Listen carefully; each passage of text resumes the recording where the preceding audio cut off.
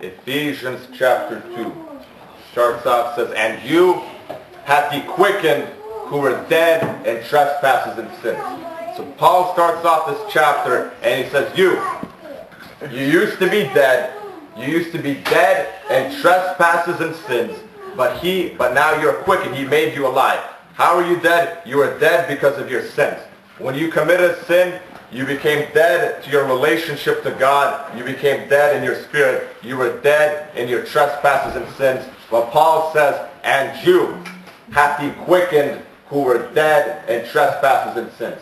And verse 2, he continues to tell us our state. How are we dead? And what did we do in our dead state? Where in time past ye walked according to the course of this world, according to the prince of the power of the air, the spirit that now worketh in the children of disobedience.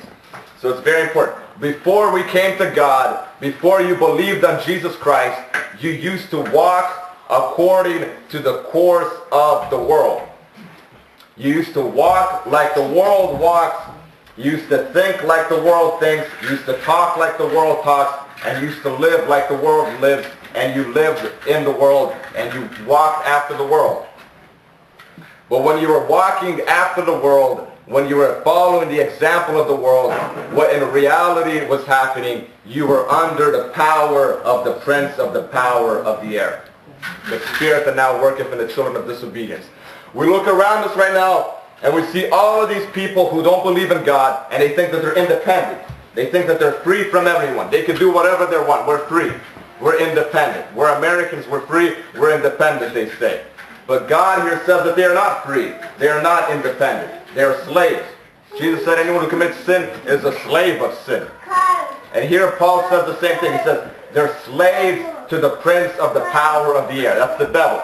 So the reason these people commit their sins is because the devil is abiding in them. He is the prince of the power of the air, and he is working through them to fulfill his desires and to fulfill his will. He is the spirit that now worketh in the children of disobedience. They disobey God, they rebel against God, and they think that they're doing it themselves. They think that they're alone, that they're free from everyone, and that they're on their own. But in reality, they are under the power of the prince of the power of the air, the devil, and the devil is working through them.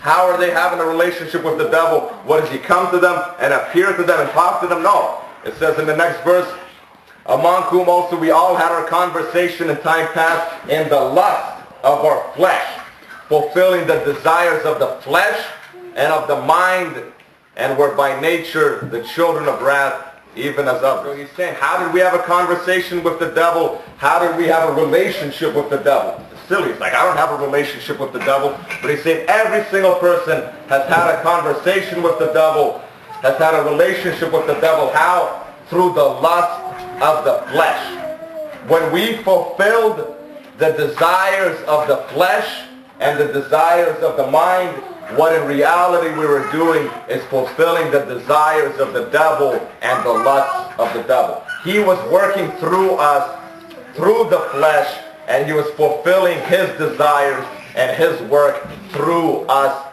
through our flesh and through our evil desires. And we were by nature children of wrath, even as others. Imagine you're a vessel. Either you have the Spirit working inside of you or you have the flesh.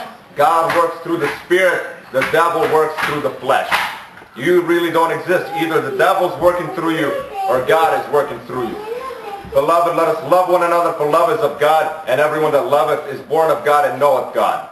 So it's like a person who loves knows God and he abides in God. But a person who lives in sin and hatred, he is actually abiding in the devil, and the devil abides in him through that hatred. God abides in us through good works and through love. The devil abides in us through our hatred and through our sinful actions.